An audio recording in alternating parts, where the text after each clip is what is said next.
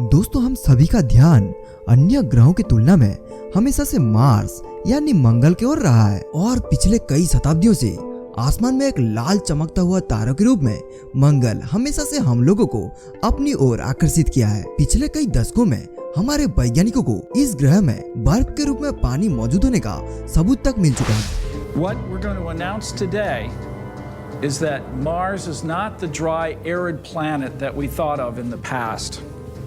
अगर हम मंगल का इतिहास देखें तो कई लाखों हजारों वर्ष पहले ये ग्रह लगभग हमारे धरती के जैसे दिखाई देती थी, लेकिन अब ये वीरान और बंजर रेगिस्तान में बदल चुका है। दोस्तों, इतना बड़ा बदलाव इस ग्रह में किस तरीके से हुआ जिसको हम इंसान अब तक समझ नहीं पाए हैं, और हो सकता है कि इस रहस्य को जानने के बाद हम फिर से इस ग्रह को रहने लायक बना पाए, जिसके चलते अनगिनत संभावनाओं के साथ सभी देश इस लाल ग्रह की ओर अपना मिशन को भेज रहे हैं। दोस्तों, आप सभी लोग जानते होंगे हमारा देश भारत भी इसमें पीछे नहीं है, जो कि सफलतापूर्वक मंगलयान को मंगल ग्रह के कक्षा तक पहुंचा चुका है। अब पूरी दुनिया के कई देश इसी महीने मंगल ग्रह तक अपना यान पहुंचाने वाले हैं, जो कि अब तक का सबसे कठिन और सबसे बड़े मिशन होने वाले हैं। दोस्तों, आज की वीडियो में हम लोग चाइना का तियांगवांग, यूएई का अलमल और अमेरिका का परसिवरेंस, इन्हीं 3 मिशन का खासियत, जिससे ये किस तरीके से मंगल में काम करेंगे और इनमें किस तरीके का उपकरण लगाया गया है जो कि हम लोगों को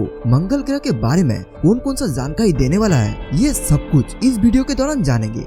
दोस्तों, ये वीडियो बहुत ही मजेदार होने वाला है। जानने और समझने के लिए अंत तक जरूर देखें और हमारा कंटेंट अच्छा लगे तो हमारे चैनल को सब्सक्राइब करें।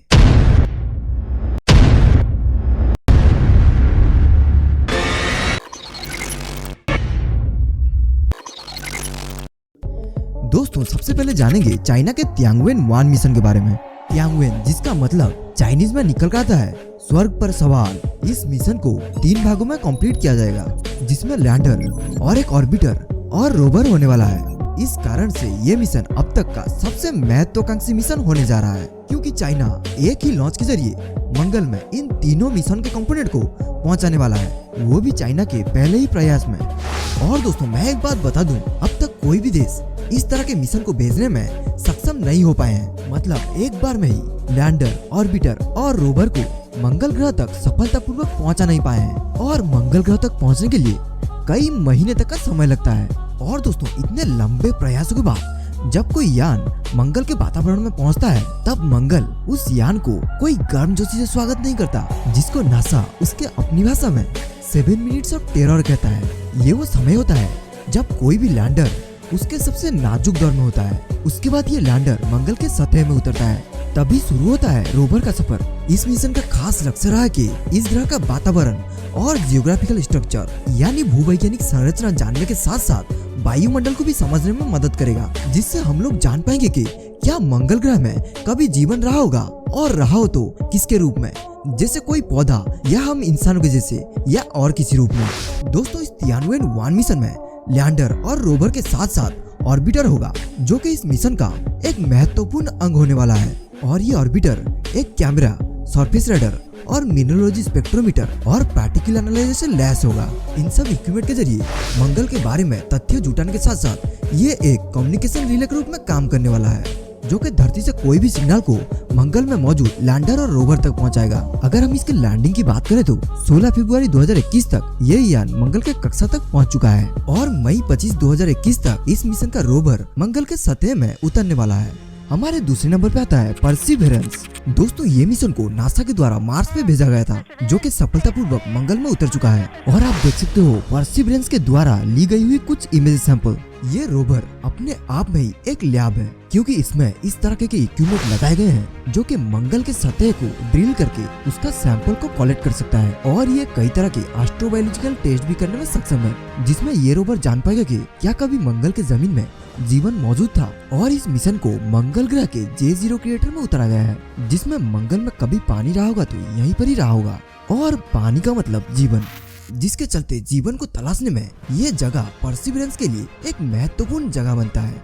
नासा का इस तरह के मिशन में ट्रैक रिकॉर्ड देखें तो कई सफल मिशन से भरा पड़ा है, जैसे अपॉर्चुनिटी, स्प्रिंट और परसिवरेंस। परसिवरेंस में अब तक का सबसे अत्याधुनिक उपकरण लगाया गया है, और ये साइज के मामले में किसी बड़े कार के जितना बड़ा है।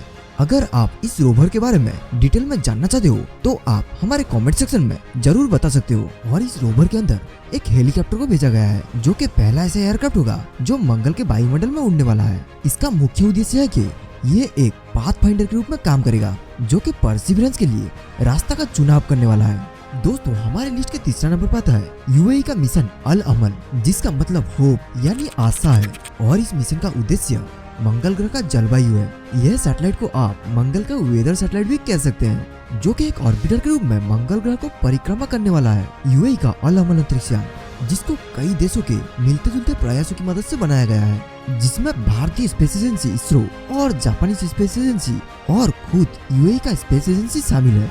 दोस्तों आपके मन में सवाल आ रहा होगा, क्या कोई वेदर सैटेलाइट को इस लाल ग्रह तक पहुंचाना इतना भी आसान है? नहीं दोस्तों, बिल्कुल भी आसान नहीं है, क्योंकि आप लोग तो यार्ड के एस्केप वेलोसिटी बारे में जानते होंगे, जिसमें कोई भी ऑब्जेक्ट या स्पेसक्राफ्ट अर्थ से बाहर जाने के लिए एस्केप वेलोसिटी का रफ्तार पकड़ना पड़ता है, जो कि 11.2 किलोमीटर पर सेकंड का रफ्तार होता है। उसके बाद यदि ये अर्थ की ग्रेविटी को छोड़ भी देता है, तब मार्स तक पहुंचने के लिए इस स्पेसक्राफ्ट को स्पेस में 1,20,000 किलोमीटर पर आवर की स्पीड में गति करना होता है। उसके बाद यह अंतरिक्ष यान मंगल ग्रह तक पहुंचते ही मंगल के एस्केप वेलोसिटी तक स्लो करना पड़ता है, जिससे फिर ये ऑर्बिटर मंगल का चक्कर लगा पाता है, जिसमें थोड़ा सा भी गलती से ये मिशन बर्बाद हो सकता है।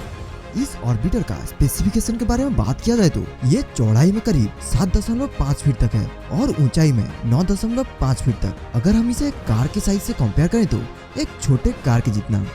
दोस्तों ये मिशन सफलतापूर्वक मार्स के ऑर्बिट तक पहुंच चुका है। आप इस फुटेज से देख सकते हो किस तरह से ये ऑर्बिटर मार्स का चक्कर लगा रहा है। और आप यदि किसी भी मिशन के बारे में डिटेल में वीडियो चाहते हो तो आप हमारे कमेंट सेक्शन में बता सकते हो। इसी के साथ ये वीडियो समाप्त होता है। इसी तरह के वीडियो को देखने के लिए हमारे चैनल को सब्सक्राइब करें और बेल आइकन को जरूर दबाएं।